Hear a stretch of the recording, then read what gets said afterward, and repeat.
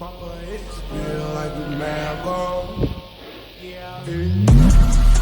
everyone, you're welcome back to Afro Football TV. How are you all doing? I hope you're all doing fine. Thank you for subscribing to the channel. Thank you for watching our videos and thank you for your comments. Please keep them coming. I really do appreciate your comments, your subscriptions, your like and your share. Thank you for sticking around. Despite my production not being so good, but I promise I'm going to improve with time. Today I'm going to be doing my top 10 Premier League summer signing of the season so far. There has been a lot of there was a lot of top signings in the 2025/2026 Premier League season. We saw Liverpool breaking the British record 2 times by signing Florian Wirtz from Bayer Leverkusen and Alexander Isak, the Swedish international from Newcastle United. Let's see if they're going to make the top 10. I can tell you for free that none of them is going to make the top 10 for now. You understand? We have also seen some top signings from the likes of Sunderland signing Granit Xhaka from Bayer Leverkusen, Manchester United signing the likes of Cunha, Bryan Mbeumo, and Senne Lammens. Chelsea making some top signings, the likes of Estavio from the Brazilian league. So there was really some top signings. Brentford also signing Henderson. I'm not saying all these people are going to be in this. I'm just mentioning them: Zubimendi, Ryan Cherki, Hugo Ekitike. There's a lot of top signings.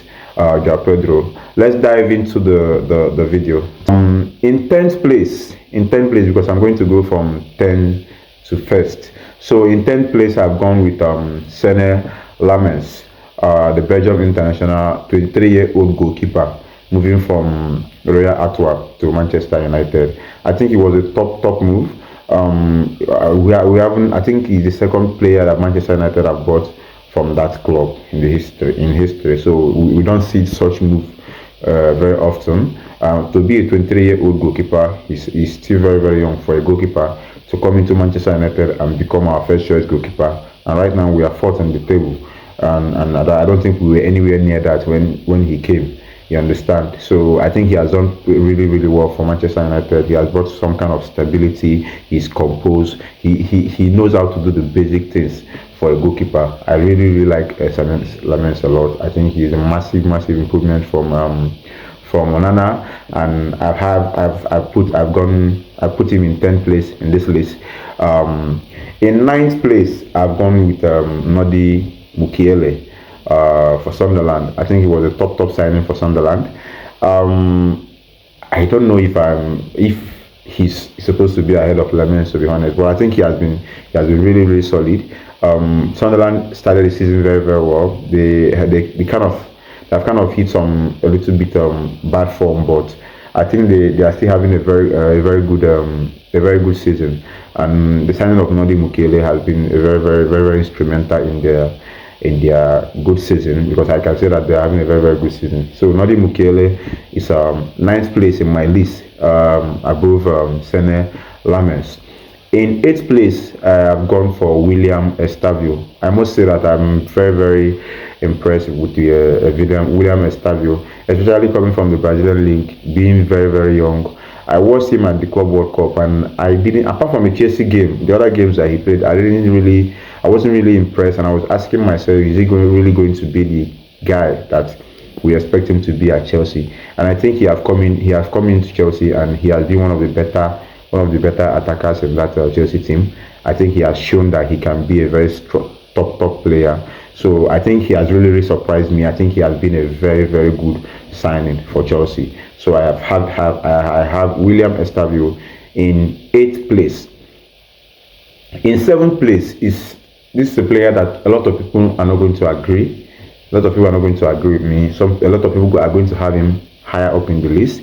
Some of you might agree with me. I'm talking about Ryan Cherki. Ryan Cherki has been a very good signing. I know a lot of people will expect me to put him very much higher up in the list, but I think the players that I have there have massively improved their club more than Ryan Cherki has done for Man City. But I think he has been a good signing, coming from Lille for a very cheap, a very small fee, or to be very honest. So I think if that counts, maybe somebody you can take him a bit higher. But I think I've gone for I've gone for him at 7th place, just because I think he hasn't really improved Man City much than what the other players have done. So moving on to 6th place, I've gone with João Pedro. Now a lot of people are going to disagree with João Pedro, but having been the player with the most goal contributions in all of these new signings this season, it should not go unnoticed. So I think João Pedro has been a very good signing, and when it comes to that Chelsea attack, he has also been one of the better players. Chelsea may have a lot of attackers that I can say are average attackers, but João Pedro, you can say he's not consistent, but he turns up, and at the end of the day, if he ends up scoring 15 goals a season, that means he has been a top signing. So I think João Pedro is 6th place. So moving on to the top 5. In 5th place, I have Bryan Mbeumo. It was a tough choice between Bryan Mbeumo and João Pedro, but I think it's coming to the same thing I said about Ryan Cherki. I think Bryan Mbeumo has improved Manchester United more than João Pedro has improved Chelsea. I don't think if that makes sense, but I think Bryan Mbeumo has improved Manchester United more than João Pedro.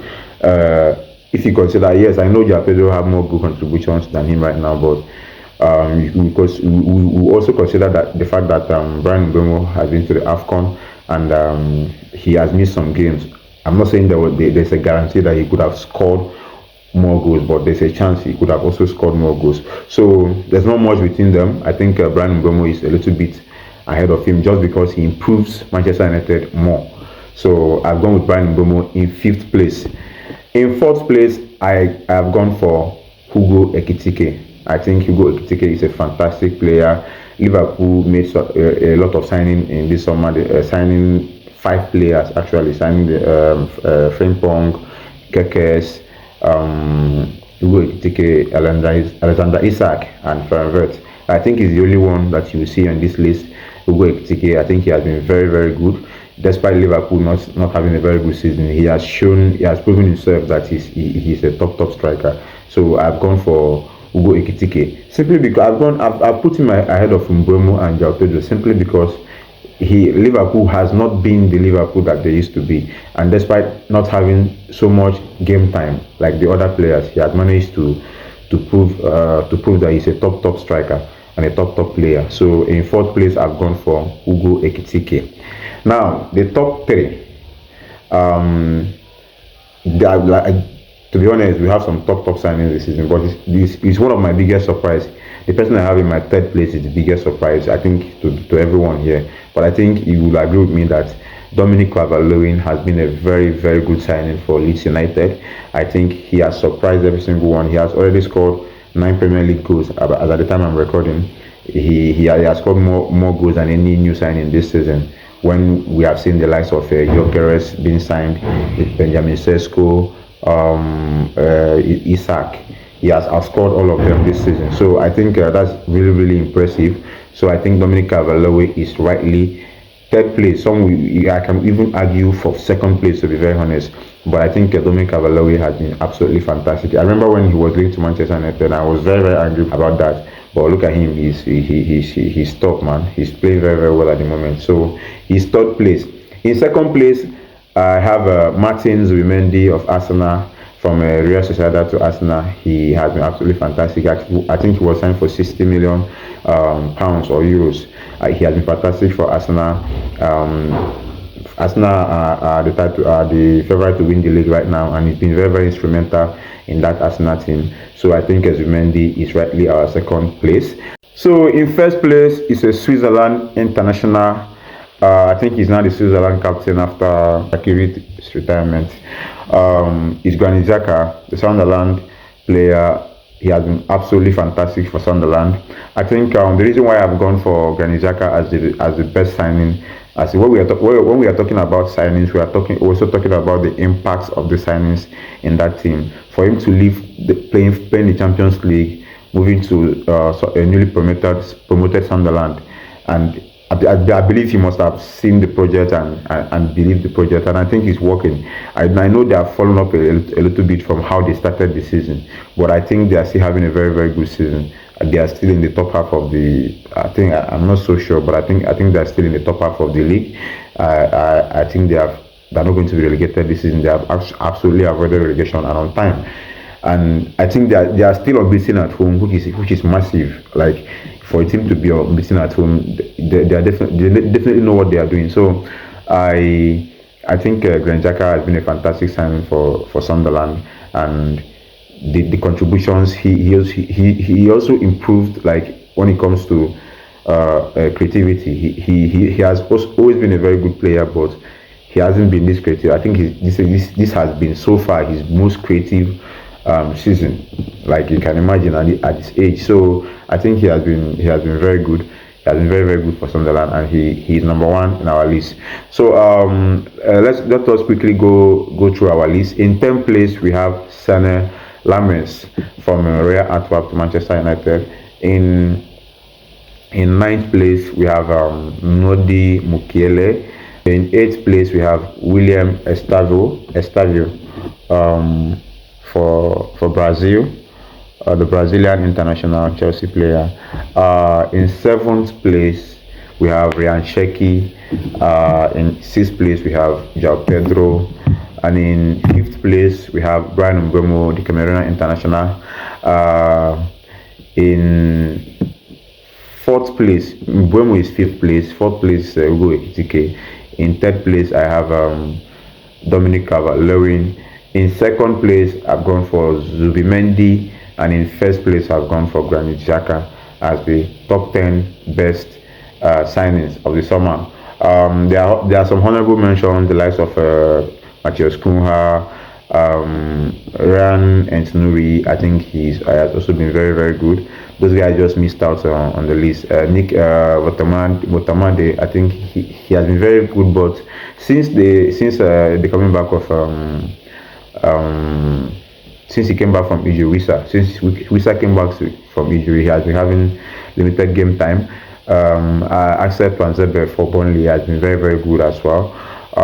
Jack Grealish has been very, very good for Everton. He just missed out in my, like, a lot of players missed out. Samuel Chukwueze missed out. Brian Bobe. There's a lot of good signings this season. Tell me what you think about that. Do you think we should do a video for a top 10 worst signing of the season in the Premier League? Share your thoughts on our videos. Subscribe to our YouTube channel. Please keep subscribing, keep liking, keep sharing our videos. We see you and we appreciate you. Thank you very much, and God bless you. See you on the next one.